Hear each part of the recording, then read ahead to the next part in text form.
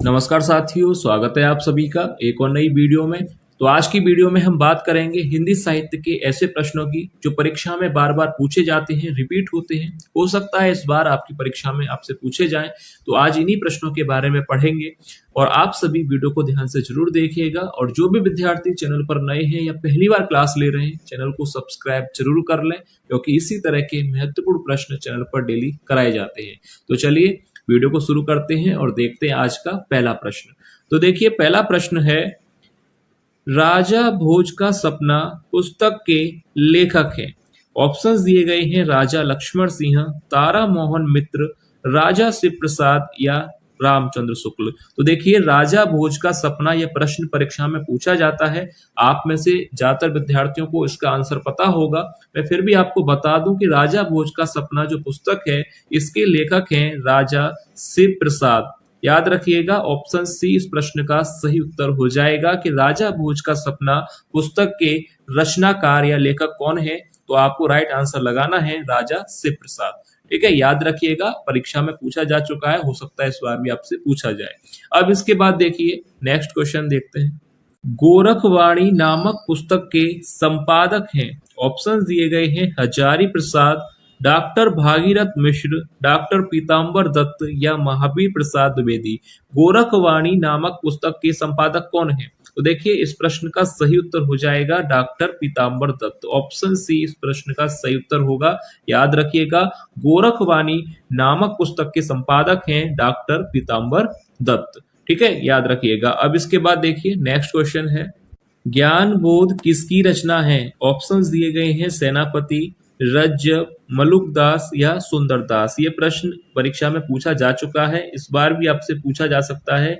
तो ज्ञान बोध किसकी रचना है? तो आपको राइट आंसर याद रखना है मलुकदास की। ऑप्शन सी इस प्रश्न का सही उत्तर हो जाएगा। ज्ञान बोध किसकी रचना है? मलुकदास की। अब देखिए, नेक्स्ट क्वेश्चन है, आत्मबोध किसकी रचना है? गोरखनाथ, जालंधरनाथ, सुंदरदास या मलुकदास। तो आत्मबोध किसकी रचना है? तो याद रखिए, पहला ही विकल्प यहाँ पर सही होगा, गोरखनाथ की। आत्मबोध किसकी रचना है? गोरखनाथ की। और ज्ञानबोध किसकी रचना है? मलुकदास की। कंफ्यूज नहीं होना है, आत्मबोध गोरखनाथ की है और ज्ञानबोध मलुकदास की है। ठीक है, ये प्रश्न परीक्षा में पूछे गए थे, हो सकता है इस बार भी आपसे पूछे जाए। अब देखिए, नेक्स्ट क्वेश्चन है, नावादास कृत भक्तमाल की भाषा है। ऑप्शन दिए गए हैं, अवधी, ब्रज भाषा, हिंदी खड़ी बोली या मैथिली। तो देखिए, भक्तमाल जो कि नावादास की रचना है, आपसे पूछा गया है कि किस भाषा में है। तो याद रखिए, ऑप्शन बी इस प्रश्न का सही उत्तर हो जाएगा, ब्रज भाषा में। भक्तमाल किस भाषा में है? ब्रज भाषा में, जो कि रचना है नावादास की। अब देखिए, नेक्स्ट क्वेश्चन है, विज्ञान गीता के लेखक हैं भिखारी दास, केशव दास, चिंतामणि या सेनापति। तो देखिए, विज्ञान गीता रचना के रचनाकार कौन हैं? तो याद रखिएगा, ऑप्शन बी राइट हो जाएगा, केशव दास।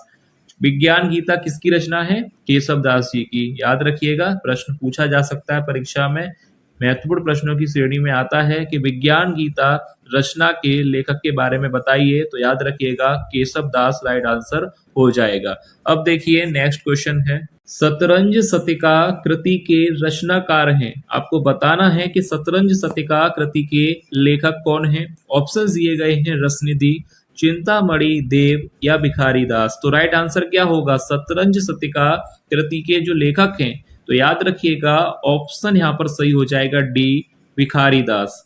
ऑप्शन डी राइट होगा कि शतरंज शतिका कृति के लेखक कौन है? भिखारी दास की यह रचना है। याद रखिएगा।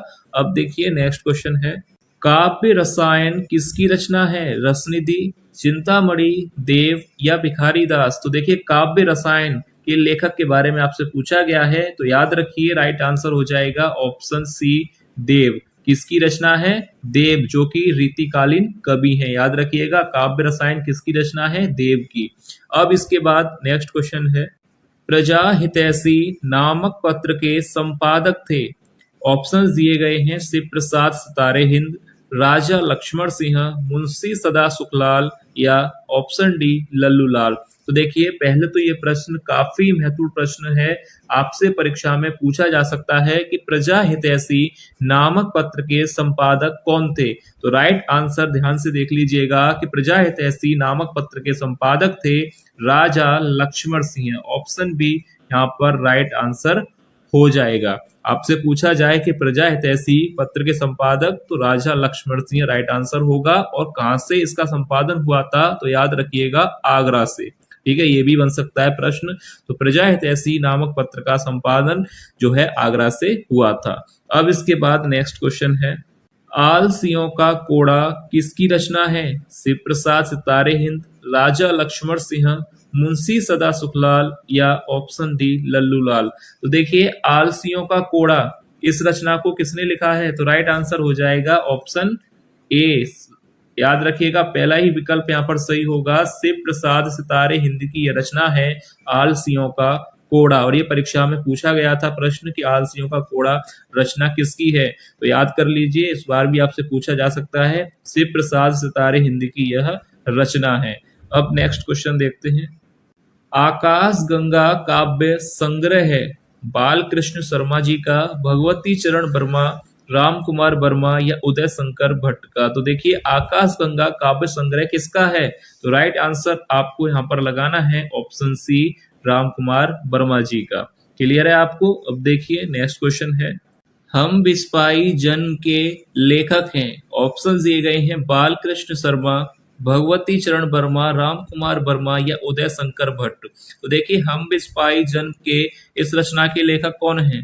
तो राइट आंसर हो जाएगा ऑप्शन ए बालकृष्ण शर्मा। याद रखिएगा पहला ही ऑप्शन यहाँ पर सही हो जाएगा, बालकृष्ण शर्मा की यह रचना है। अब देखिए नेक्स्ट क्वेश्चन है, जयशंकर प्रसाद की किस कृति को पहले ब्रजभाषा तथा बाद में खड़ी बोली में रूपांतरित किया गया था?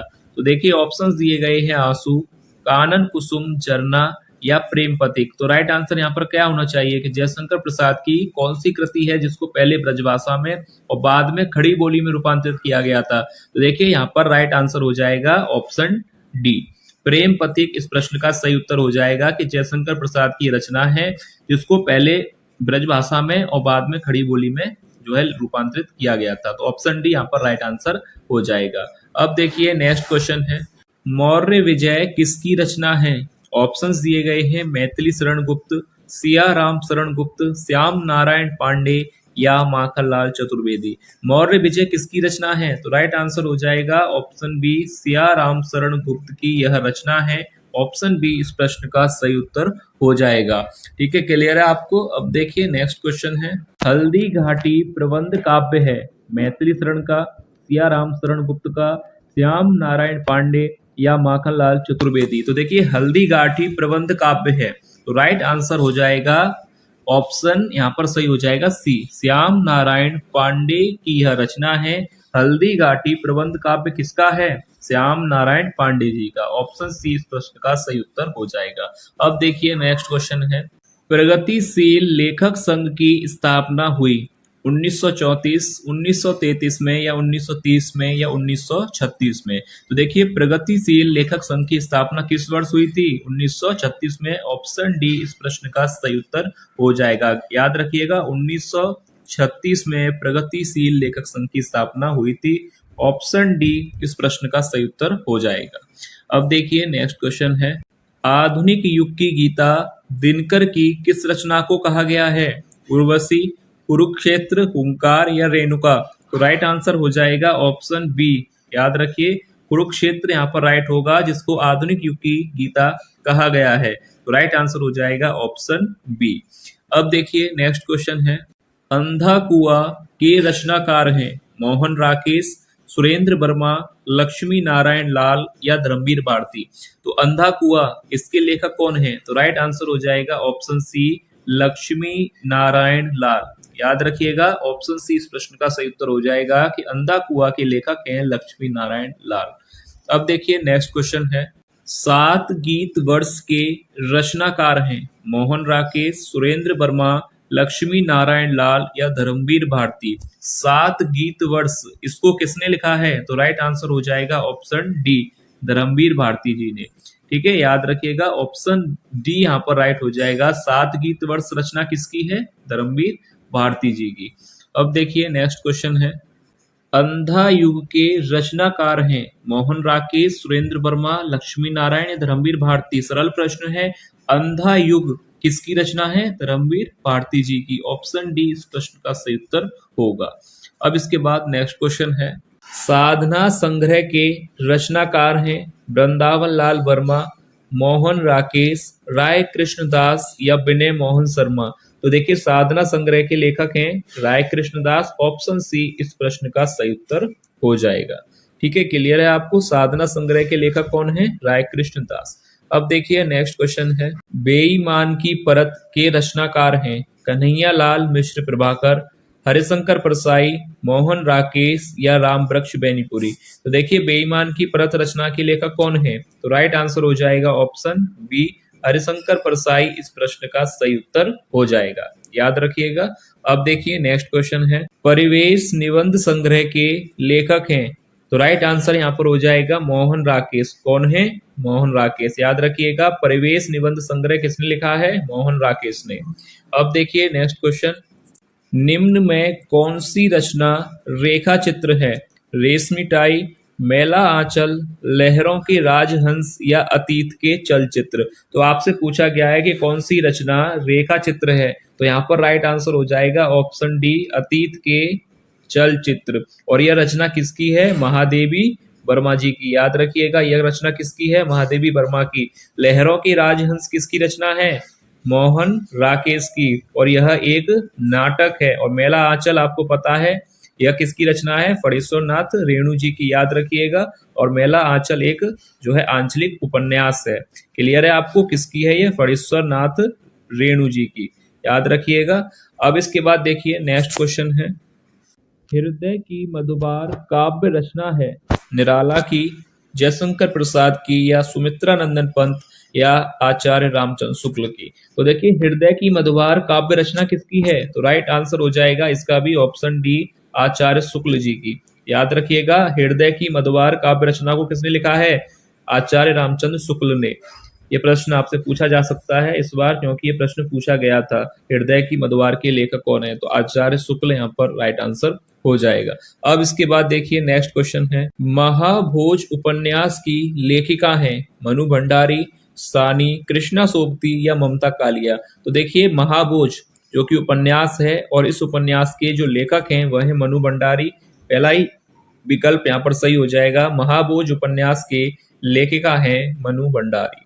अब इसके बाद नेक्स्ट क्वेश्चन है, कठ गुलाब की लेखिका हैं मनु भंडारी, सानी, कृष्णा सोबती या मृदुला गर्ग। तो देखिए कठ गुलाब इस रचना की जो लेखिका हैं वह है Mridula Garg. Option D right हो जाएगा यहाँ पर। कठ गुलाब रचना किसकी है? मृदुला गर्ग की। अब इसके बाद नेक्स्ट क्वेश्चन है, रक्त की प्यास के रचनाकार हैं वृंदावन लाल वर्मा, चतुरसेन शास्त्री, इलाज चंद्र जोशी या यशपाल। तो रक्त की प्यास रचना के लेखक कौन है?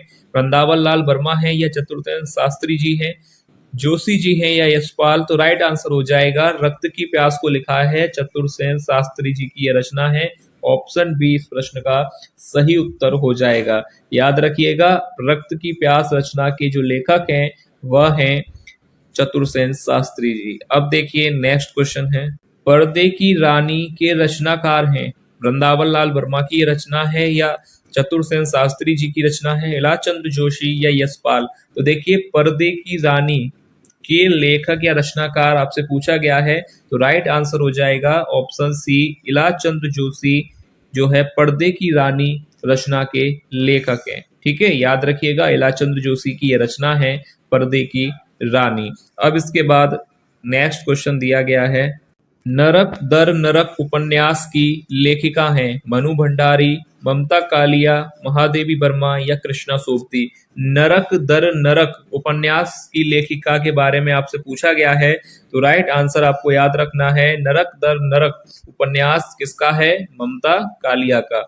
ऑप्शन यहाँ पर राइट आंसर हो जाएगा नरक दर नरक उपन्यास की लेखिका है ममता कालिया जी। अब इसके बाद देखिए नेक्स्ट क्वेश्चन है, हृदय की प्यास के रचनाकार हैं। तो तो देखिए हृदय की प्यास और रक्त की प्यास दोनों ही रचनाओं के लेखक चतुरसेन शास्त्री हैं।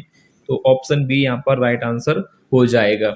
रक्त की प्यास और हृदय की प्यास दोनों ही रचनाएं चतुरसेन शास्त्री जी की हैं, याद रखिए क्योंकि प्रश्न पूछा जा सकता है आपसे।